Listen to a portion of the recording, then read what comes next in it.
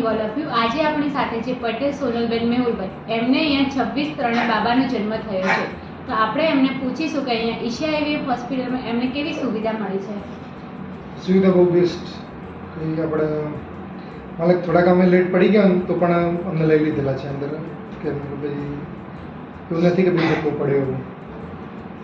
બીજું કંઈ તમે હોસ્પિટલ સ્ટાફ સારો છે, પછી બધાનું જે બિહેવિયર છે બહુ જ સરસ છે, અને જે અમારે જે તકલીફ હતી એમાં સાહેબે પૂરેપૂરો સાથ આપ્યો.